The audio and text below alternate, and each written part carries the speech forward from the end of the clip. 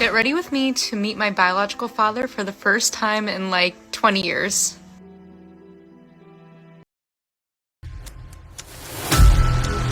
Today's video, I'll be taking you through a painful and emotional story of a young girl who had been reunited with her father after being kidnapped at 4 years old by her own mother 20 years ago. To understand the full story of what really happened, make sure you tag me along to the end of this video.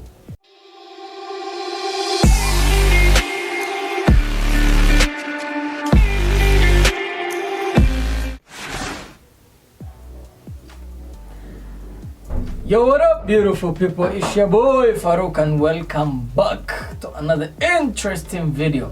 Hope you're all doing well today. In a viral TikTok series, a Japanese US-based girl, Fuka, who goes by the name Samamba Paul on social media, had been unraveling her distressing family history. Well, the traumatic journey had begun after Fuka discovered that her abusive mother lied to her.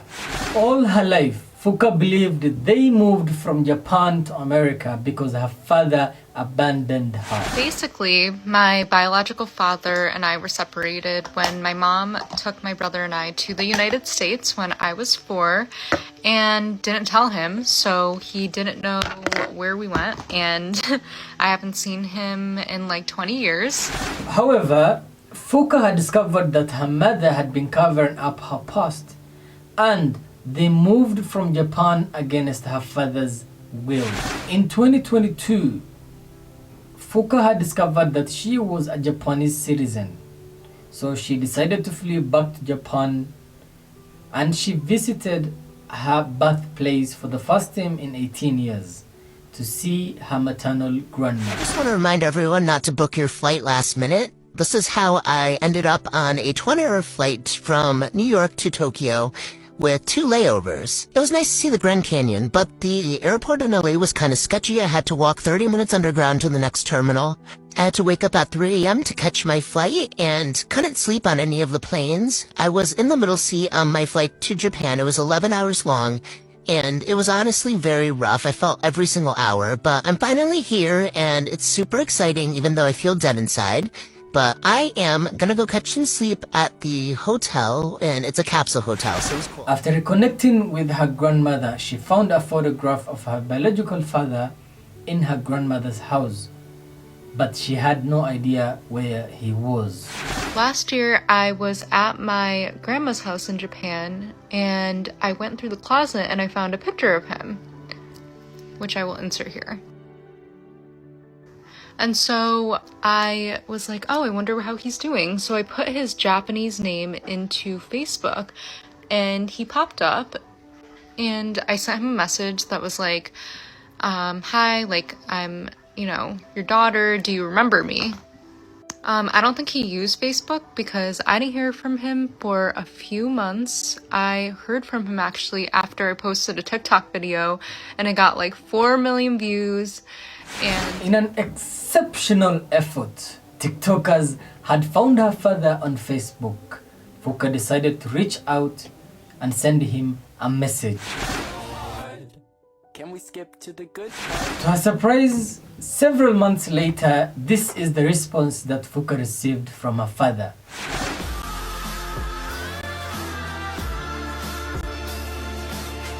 After ringing and reconnecting with her father on Facebook, Fuka decided to embark a long journey with full of different emotions to meet her father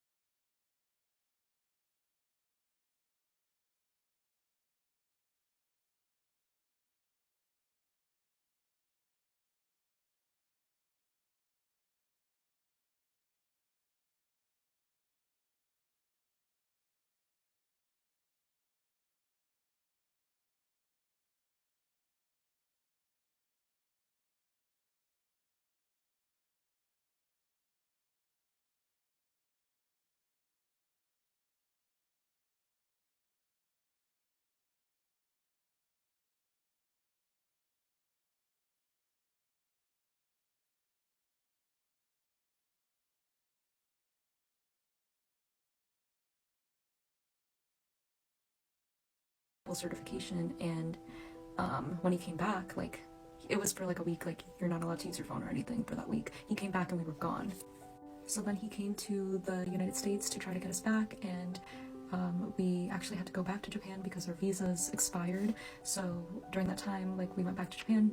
My biological parents officially divorced, and then my mom told my biological dad to give up his parental rights to us, and he said, like, I'll only do that if you promise to stay in Japan. And in order to keep that promise, my mom gave him our passports, and then like a month later got them reissued. So then we moved back to the United States to live with my stepfather and his family, and I guess like my father went to court and sued her, and she just didn't show up, and then the Japanese government said, like, you know, a mother can't be replaced, whereas a father can, so a mother should have full custody of her children over the father. So they wouldn't give him his parental rights. So I mean, he did try to win us back, and he did try fighting for us. It's just that, like, in Japan, they have very conservative views about the roles of mothers and fathers and like men and women, which is kind of messed up, I think. But yeah, I mean, my mother basically told my biological father to stop contacting us and said, like, we have a new dad now and we don't like need him in our lives anymore. So when I talked to my biological dad on the phone, I asked him like how he was able to cope with all this and move on, and like he was just saying how like for like 2 years afterwards, like he would dream about us every night, and like he hoped that by sacrificing his parental rights, like we would be living a great life in the United States and we would be happy. And so he said, like, I genuinely hope that one day I would be able to like meet you guys again and see you, and like he genuinely hoped that we were doing that. So one thing led to another. This is a very emotional clip of Fuka's family reuniting in Kyoto, Japan. Fuka now discovered that her dad has 2-year-old brother who is her half-brother. Guys, this is a quick recap of everything that happened with meeting my dad. I didn't know if I would meet him, but being in Japan, I was like, okay, why not? I'm here. It took a long time to get here. It was very expensive, so I'm like, might as well meet him, right? So he and his family picked me up at the station in Kyoto, which is where I was born and where his parents are living. And so I like walked out of the train, and he was just like, wait right there, like, I'm gonna come get you. And I'm like freaking out because I'm like, oh my gosh, I'm gonna meet him right now. And then like he comes up to me and he's like, Fuka desu ka? Like, are you Fuka? And I'm like, yes. And he like grabs my hand and like shakes my hand, and I'm like, oh my god, I was like freaking out. So I like could barely get any words out. So I was like, oh my gosh, this man in front of me is my father. So he like takes my luggage right away. He's like, let's go meet my wife and my son. I'm like, okay. So then we take the elevator, and yeah, he's just like super excited for me to meet them. And when I meet them, they're so nice. Like, his wife is just so sweet, and she's just like, oh, like, how was your trip here? Like, very interested in my life, and just like, it's been amazing. So like the reason why that's a big deal is that in Japan, it's very like taboo to be divorced and to like have kids from like other marriages. Like, it's not usually talked about, so it's like a huge deal that she's even like here and like meeting me. She's so sweet. And yeah, just like, it's just incredible. And Fuka had now discovered that her biological father, has 2-year-old kid who is her brother, her half-brother, if you put it that way. And this is how she felt about it. you know, my little brother calls me like One-chan, which means like older sister, which is so sweet. So like the thing that gets me and like tears me up is seeing how my dad interacts with his son. Like, I'm just tearing up thinking about it, just because like I am so happy he gets that experience with his son, because he's never gotten that with us. Like, we were so young when we got, you know, taken to America, and he like never saw us again. So it like heals a part of my childhood knowing that he's getting that experience. And at the same time, I am a little bit sad that I didn't get him as my father. Fuka was not only excited to meet her biological father, she was also very happy to meet her both grandparents. Today I talked to his mom on the phone, my grandmother, and she was like crying, like bawling her eyes out. She was like, oh my gosh, I didn't think I'd hear your voice ever again. Like, you sound so grown up. And then she's like, your birthday's coming up. I remember your birthday and your brother's birthday. She's like, I missed you so much. And like, I was just like, I can't believe that I went my whole life like pretty much not knowing these people and they're related to me, you know, and it's just insane. Even like my grandfather, he's so cute. I have to post a video, but he and I are like, we were like this when I was a baby, and he used to come over our house like every day to play with me, and now he literally messages me every single morning. Like like I wake up and he's like, good morning, like how did you sleep? And I'm like, oh my gosh, like I'm not used to that. And he's also so cute. He took me shopping and we went to the mall and he was like going around Zara picking out things for me, and he's like, do you like this, do you like this? And I was like worried because it's expensive, and I was like, oh no, like don't buy that for me. And he was like, no, like when you're in Japan, he said, you in Japan, I wallet. And I was like, that's so freaking. Well, that was a sigh of relief. TikTokers are very quick to celebrate.